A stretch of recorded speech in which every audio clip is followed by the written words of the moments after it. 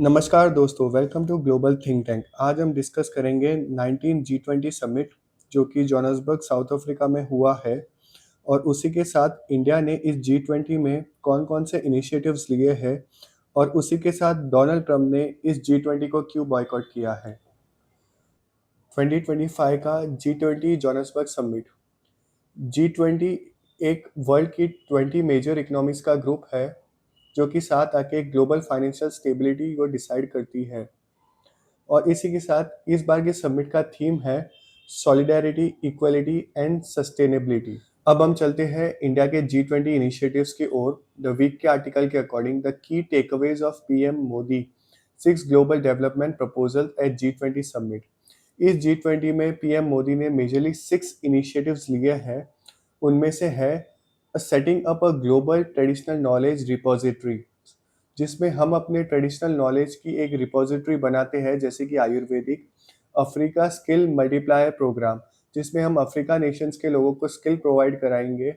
और the global health care response team, इसमें African लोगों को मेडिकल एरिया में स्किल्स प्रोवाइड की जाएगी। और है the countering the drug terror nexus, जिसमें ये डेडली नेक्सस रोका जाएगा। नेक्स्ट इनिशिएटिव है G20 क्रिटिकल मिनरल सर्कुलरिटी इनिशिएटिव्स। ये है to boost the recycling mining, to reduce the reliance on primary mining and easing the supply chains। और third है to promote the research and development in mining. आज के ज़माने में critical mineral देश की मैन्युफैक्चरिंग में बहुत ही इम्पॉर्टेंट रोल निभाता है, चाहे वो सेमीकंडक्टर्स हो या डिफेंस इक्विपमेंट या कोई सोलर पैनल्स। हर इम्पॉर्टेंट इंडस्ट्री में इन क्रिटिकल मिनरल्स की अहम भूमिका है। अगला इनिशिएटिव है G20 open satellite data partnership. यह है to enable the satellite data and analysis from G20 space agencies to become more accessible and interoperable. यह मेजरली जॉइंट ऑपरेशंस और नेचुरल डिजास्टर्स जैसे फ्लड और साइक्लोन्स को प्रिवेंट करने के लिए हेल्पफुल होंगे। अब हम बढ़ते हैं हमारे नेक्स्ट टॉपिक की ओर, जो कि इंडियन एक्सप्रेस का आर्टिकल है G20 from India to Brazil to South Africa, a Global South arc that must be sustained. इसका मतलब है that is the India shape the architecture.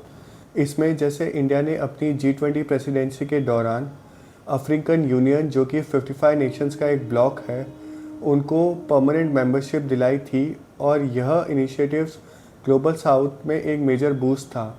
और Brazil depends the distributional lens.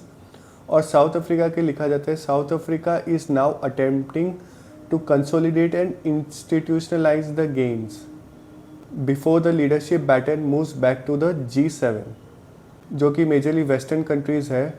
और ये है the G20 trio का। जैसा कि हमको पता है, इसके बाद प्रेसिडेंसी G7 के पास जानी है और नेक्स्ट ईयर है USA के पास।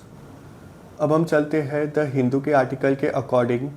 PM Modi announce the partnership with Canada Australia for innovation technology. इनमें यह 3 कंट्रीज़ एक अपना ग्रुप बना रही है। इसमें आगे लिखा है कि prime minister Narendra Modi met Australian Prime Minister Anthony Albanese and Canadian Prime Minister McCartney on the sidelines of G20 summit in Johannesburg and announced the new Australia-Canada-India Technology and Innovation Partnership। इसमें यह देश बेसिकली H1B1 वीज़ा के alternatives है, जो कि Indian minds को attract करना चाहते हैं। वैसे देखा जाए तो इंडिया के लिए यह समिट सक्सेसफुल रहा है, जिसमें USA और चाइना के पार्टिसिपेशन के बगैर भी इंडिया ने अपने प्राइम ऑब्जेक्टिव्स रखे और अपने इनिशिएटिव्स को दुनिया के सामने रखा, जो कि इंडिया को एक मेजर वर्ल्ड सुपर पावर बना रहा है। ऐसे समिट में एक्टिवली पार्टिसिपेशन करने से दुनिया का हर देश वर्ल्ड की फास्टेस्ट और फोर्थ लार्जेस्ट इकनॉमी को अपने ग्रुप में रखना चाहेगा। अब हम चलते हैं BBC न्यूज़ के आर्टिकल के अकॉर्डिंग, जिसमें कि मेंशन किया है कि G20 summit boycotted by the US closes in South Africa. इसका मतलब है कि G20 समिट को यूनाइटेड स्टेट्स ऑफ अमेरिका ने टोटली बॉयकॉट किया है।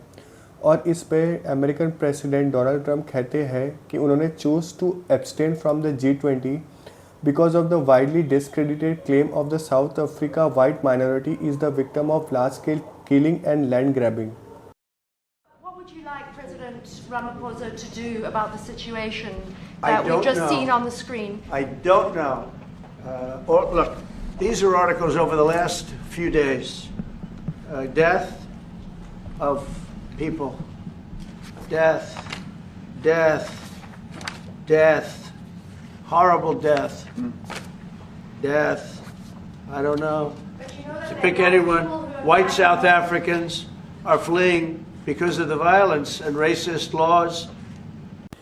इस वीडियो में डोनाल्ड ट्रंप ने साउथ अफ्रीका के लीडर को वाइट हाउस में बुलाकर साउथ अफ्रीका में वाइट माइनॉरिटीज़ के किलिंग और लैंड ग्रैबिंग का इशू रेस किया था and the situation got verse.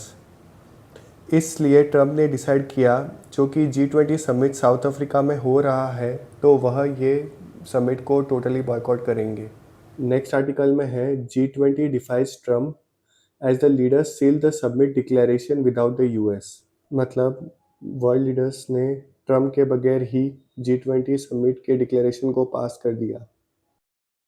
This year's G20 summit brought together nations representing 3/4 of the world's population, 2/3 of global GDP, and 3/4 of the world's trade.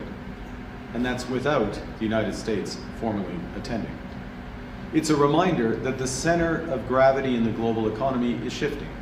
जैसे कि आप जानते हैं कि US और कनाडा के बीच में ट्रेड रिलेशन अच्छे नहीं हैं, तो इस वीडियो में कनाडा के PM मैक कार्टनी ये बताना चाह रहे हैं कि USA की एब्सेंस से भी यह G20 समिट सक्सेसफुल रहा, तो इनके अकॉर्डिंग वर्ल्ड की सेंटर ऑफ ग्रेविटी USA से शिफ्ट हो रही है। इनके अकॉर्डिंग मतलब USA की ग्लोबल हेजेमनी कम होने जा रही है। तो फाइनली हम यह कंक्लूड कर सकते हैं कि इंडिया के लिए यह समिट बहुत ही ज़्यादा सक्सेसफुल रहा, जहां इंडिया ने ग्लोबल इश्यूज़ को रेस किए और अपने इनिशिएटिव्स के थ्रू सॉल्यूशंस भी देने की कोशिश की, जिससे इंडिया अपनी ग्लोबल स्टेज पे एक अलग आइडेंटिटी बना सके। अगर आपको यह वीडियो इन्फॉर्मेटिव लगी so please like, share and subscribe.